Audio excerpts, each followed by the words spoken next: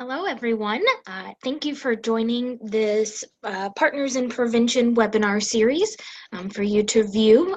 If you were present at the December 2018 Partners in Prevention meeting, this should be a lot of review for you. But I also know we had some bad weather and many of you who weren't able to join us. So hopefully you will find this useful. So as you can see, this is our Strategic Planning webinar series. I'm Kathleen Ratcliff, the Executive Director of Upstream Prevention, a nonprofit based in Indiana, where we work to support systems level change for substance use prevention and mental health promotion. So we're going to go ahead and get started. We've got part one, a brief overview of Prevention 101 for you all that will also get us set up to view the other three webinars. So along our roadmap, the stops we will make, this webinar here is Prevention 101. Followed by a discussion about theory of change and how to make sure that our strategies have a theory of change underlying them, and a strong one. We're then going to start to look a little bit at our data, both our campus data and our statewide trends and strategies and how those align. And then we're going to end the webinar series with a look at logic models and strategic planning and making sure that our planning is realistic and actionable. So you can see we've got 4 different road signs here, highway signs. We've got 4 different webinars. So we will go ahead and get started looking at our Prevention 101. So here we're thinking about or wanting to start to talk about our problem behaviors. And so here we're thinking about those behaviors on our campus or in the broader community, but likely on our campus, that are unhealthy behaviors that result in these individual and societal consequences. So these are things that you probably already know on your campus as to which ones you're targeting, but we can think about maybe illicit drug use, maybe marijuana on campus, tobacco use, binge drinking, other alcohol behaviors, including drinking and driving, excessive alcohol consumption, those types of things. But as we're thinking about our problem behaviors, we can see our problem in that circle right there. There are 4 different caveats or 4 different areas that we want to focus on when deciding our problem behaviors to target. So I think we all want our campuses to be healthier and to be safer. And in order to do that, there's probably a lot of problems that we want to try to address and reduce.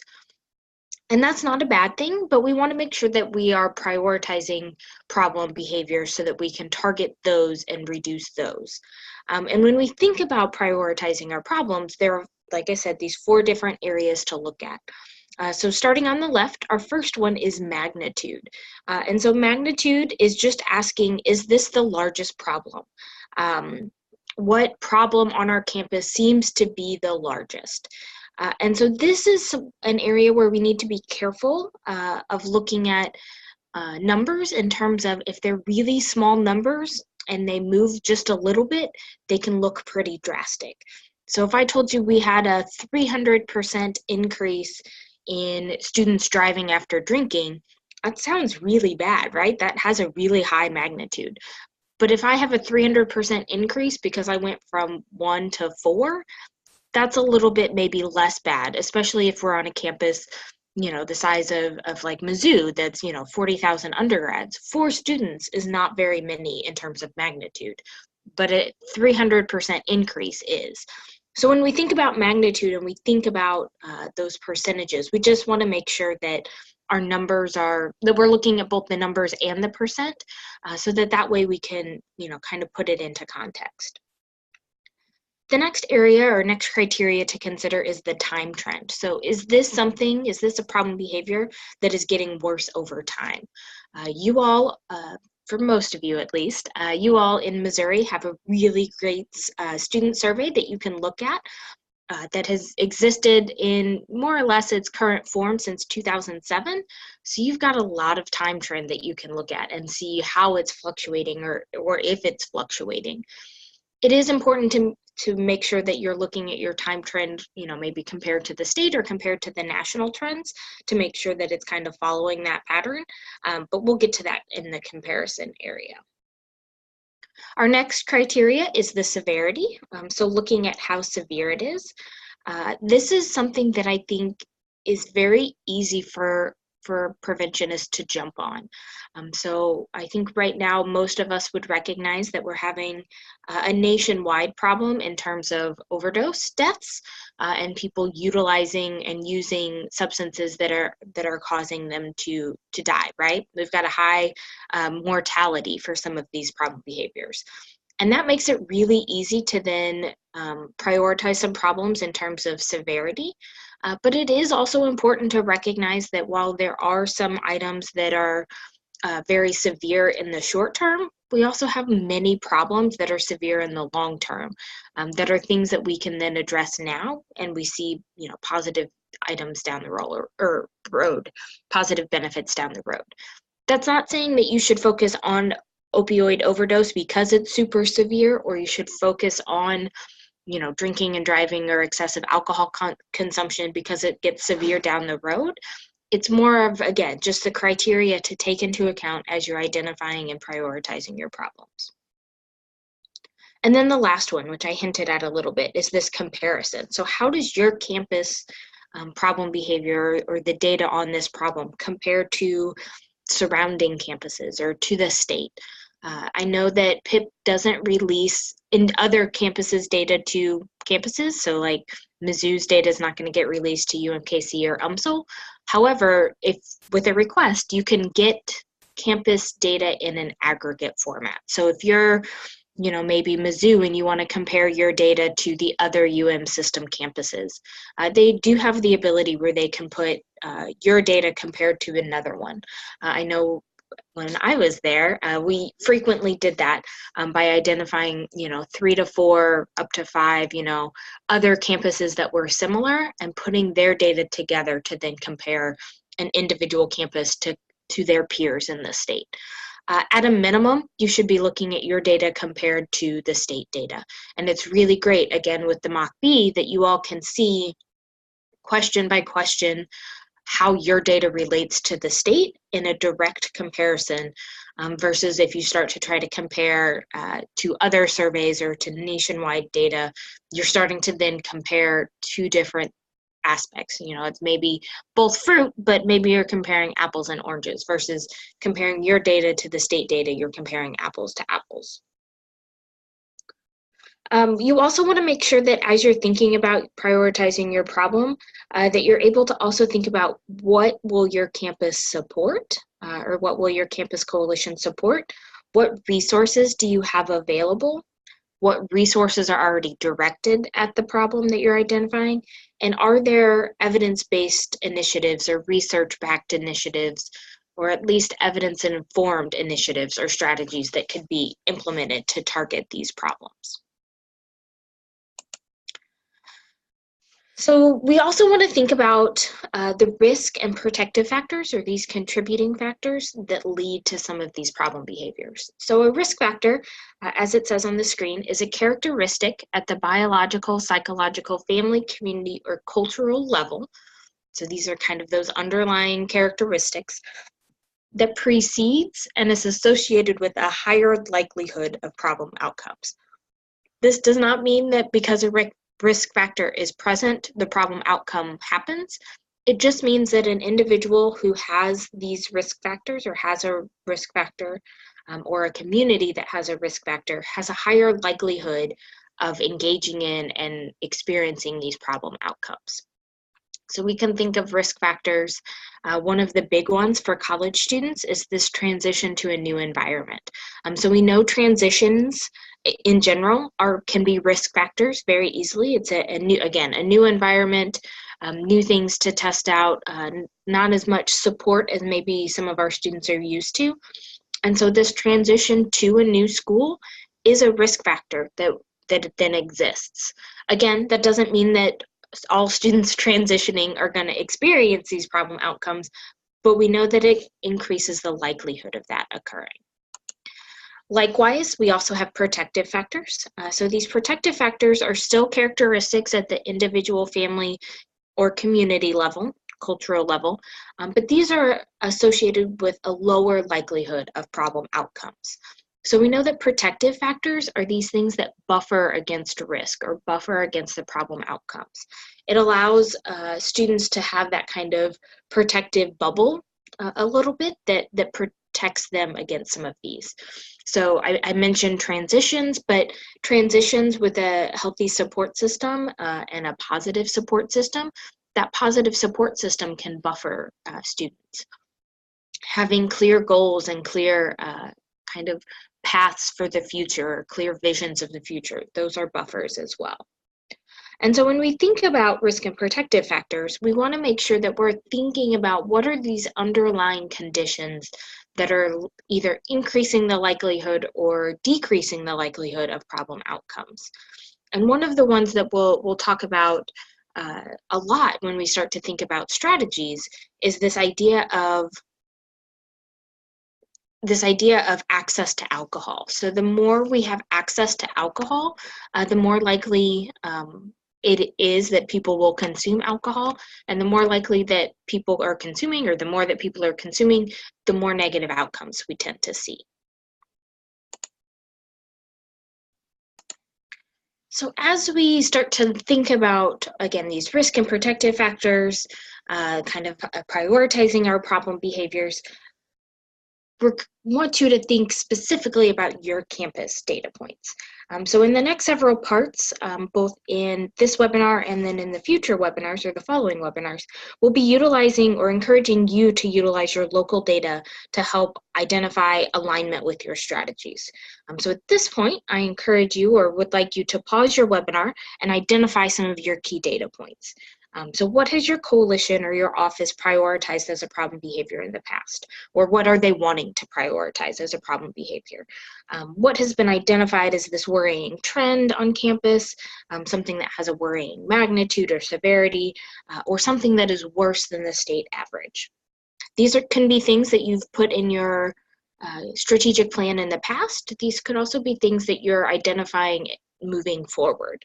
So go ahead right now and pause this webinar and brainstorm if you're with others or if you're by yourself, identify 1 to 2 key data points. You can identify more, but we're going to focus on 1 to 2. So make sure you have at least 1 to 2. Go ahead and pause.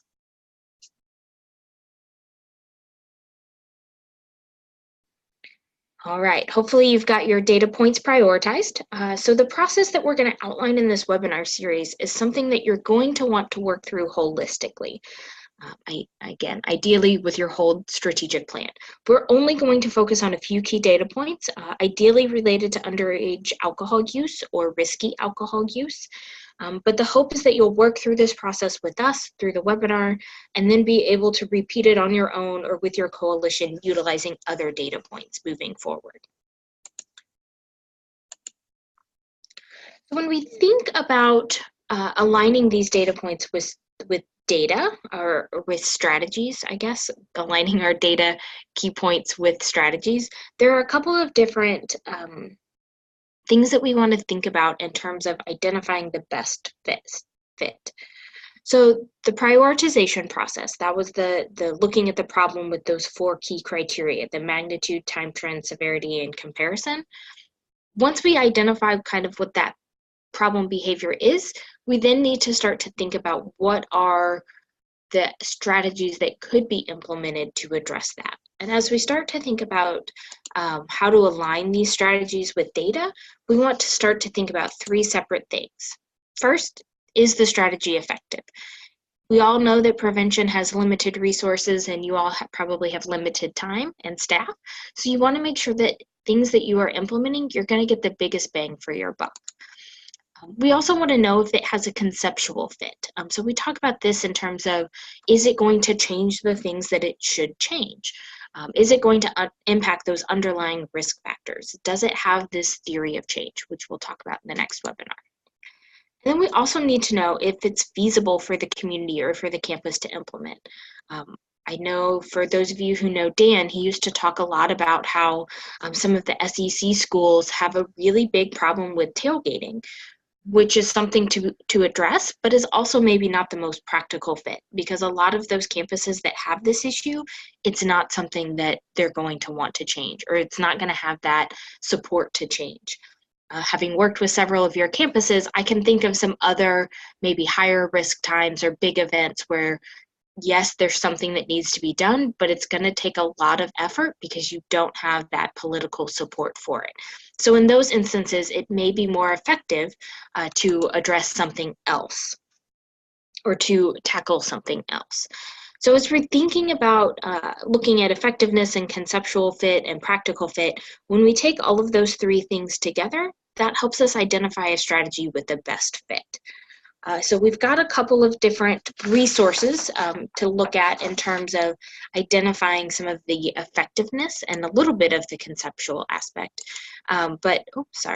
We'll talk through the college aim in just a few slides, and then also think about, or I encourage you to think about when you're identifying new strategies, is your campus community ready for it? Is it something that is ready to be tackled? So PIP has 4 overarching prevention strategies up there on the left. PIP focuses on prevention education. So this could be peer-to-peer education, some of the online modules like Alcohol EDU, eChug, some of those things. Focusing on a social norms campaign. So I think most campuses probably do this. Thinking about harm reduction programs.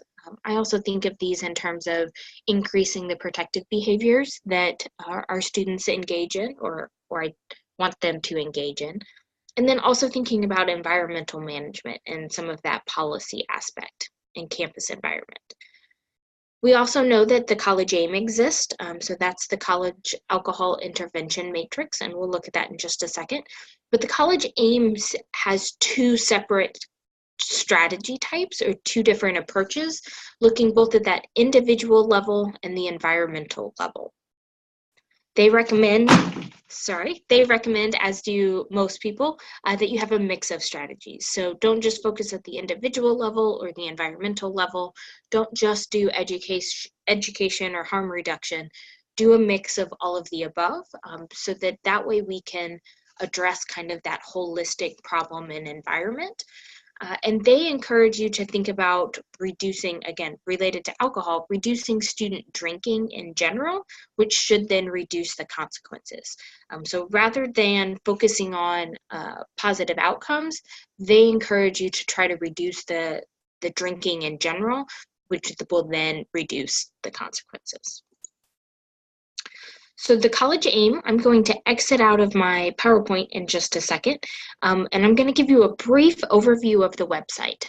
This is not going to be super in-depth. I think many of you have been through a presentation on the college aim, but I'm going to navigate to the website, show you how to access the individual and environmental strategies and get some of that extra information, and then look at some of those additional informations in the worksheets. So you can see I popped up here the website for College AIM. collegedrinkingprevention.gov is I think a subsite of the NIAAA. So if you go to just collegedrinkingprevention.gov, you should be able to get to the College AIM pretty quickly. You can also add in College AIM and see it. But like I said, I'm going to navigate over to that. And so we can see here that I am at the College AIM website, that website that I put in there, and we can see a little bit of information here that I'm going to walk through. So the first, at the heading, we have our overview section on individual strategies, environmental strategies, the worksheet, which we will talk about, FAQs, and some additional information. So we're going to go first to the overview. I'm not going to read this to you. You all can navigate here. But this does provide you a little bit of information about the College AIM, what's in the College AIM, and how to use it. So if you've never utilized the College AIM or never looked at it, I encourage you to spend some time on this page looking and seeing what information is here. The part we're concerned about, for the most part in this webinar, is the strategy section. So if I navigate to the individual strategies, this identifies some of those strategies that are at the individual level. So these are those strategies that are attempting to change an individual student attitudes and behavior, mostly to decrease individual use or risk-taking behavior. And again, both of those, reduction in both of those would eventually reduce the consequences. So these are things that are trying to change an individual. And so both within this section and in the environmental strategy section, we have the ability to see the strategies that are listed or that have been identified. We can see here the headings. We've got lower cost, mid-range cost, and higher cost. So we can see the strategies broken out by cost, depending on what column they're in. And then we can also see them broken out by effectiveness, depending on what table they're in. So this first table here, we can see these are the higher effective strategies. When we scroll a little bit further down, we can see those that have been found to have moderate effectiveness. And then down at the bottom, we see both lower effectiveness, those that aren't effective, and those that have had too few studies to actually rate the effectiveness. There are a couple of really great things with the website that you can't get if you have a printed version. First, if you click on the strategy, it pops open a box that allows you to see a general description of the program in addition to the name. And then it gives you the information. If we scroll down a little bit, it gives you information about that strategy. So we can see that it is a higher effectiveness, this normative re-education. It's highly effective or has a higher rating of effectiveness, a lower cost with only moderate barriers. That's pretty good, right? We can see some of the information related to implementation over here. And then we can also see down here that we have the notes, where it gives us a little bit of information about the notes. It gives us the references for the studies that were examined, and then identifies potential resources that you may need to access or may want to access in order to get more information. This exists for every single strategy listed. So this one's brief motivational intervention. We can see again, we have our synopsis, information about the program in terms of effectiveness, cost, etc., and then the same 3 tabs at the bottom. One of the other great resources is that if you check these boxes, you're able to then compare these strategies. So I can print these strategies here. We can see that up at the top. Or when I scroll down here, it starts to identify some of these other strategies to print. So this could be really great if you're trying to compare multiple things. When I then want to go print them, it gives me the information I need and allows me to easily print things to then compare outside of the computer, outside of the website. When we navigate to environmental strategies, we can see that this is set up the exact same. It is a little different color so that you can tell it's different. But when we're looking at environmental strategies, again, it's the exact same setup, but these strategies focus on those that work at the population level.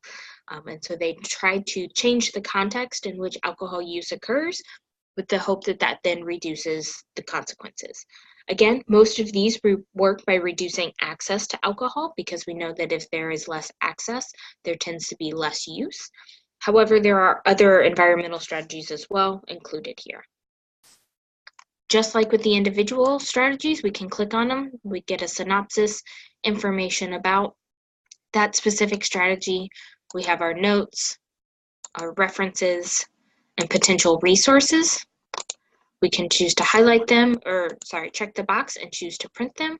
And it's still broken out in the same, where we have our range of costs at the top, higher effectiveness, moderate effectiveness, lower effectiveness, and what's more common in the environmental versus the individual is this too few robust studies to rate effectiveness. We can see that that's quite a big category.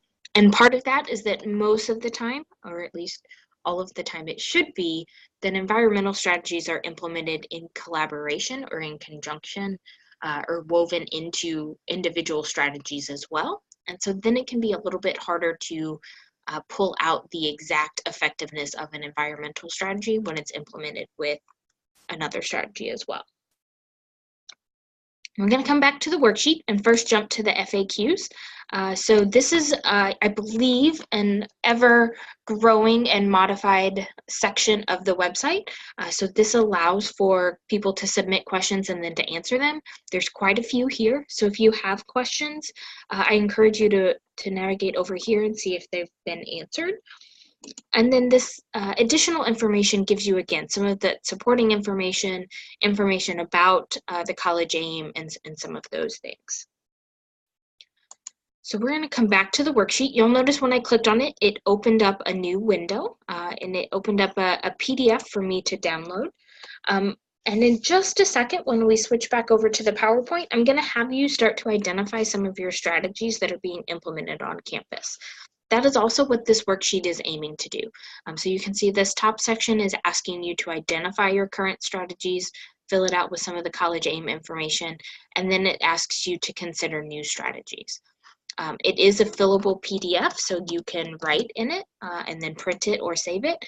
So you do not have to utilize this worksheet for what we're going to do, but you do need to be able to jot them down. So if you would like to move to working and utilizing the college aim, you might, it could be worth it to go ahead and tackle it now, but you do not have to. So I'm going to navigate back over to my PowerPoint. We talked a little bit about the college aim. And like I said, I want to challenge you or give you some time or encourage you to pause and think about what are your campus strategies. So just as I had you to pause a few slides ago and identify 1 to 2 mock B data points that you want to focus on, I want you to now pause and think about what are your current strategies that you're implementing on your campus. Again, you can utilize the College AIM worksheet or you can just jot these down on a sheet of paper. If you can, make sure that the strategies you're identifying, you're either doing a comprehensive list of all of your strategies or you're at least, at a minimum, identifying those strategies that relate back to those key data points that you've already identified. All right, go ahead and pause and jot some of those down.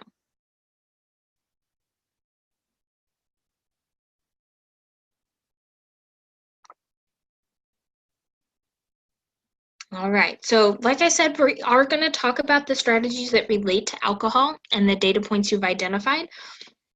So that's important to have both those data points and then now these strategies. All right, so we are going to wrap up this webinar. You should have, from this portion, this first one, you should have at least a little bit of a common base knowledge in terms of risk and protective factors, prioritizing problem behaviors, and looking at some of those data points. And ideally, you've identified, again, some of those key data points for your campus to focus on, a list of your strategies, and then in the next webinar, we can start to think about how those things relate to each other in our theory of change for our strategies. And then also think about how our data then compares and how our strategies compare to the state level and making sure that we're all making sense. And then start to tackle some of these logic models and planning for implementation. We're planning for strong implementation. So that concludes this first webinar. We will be back with our part 2 once you're ready.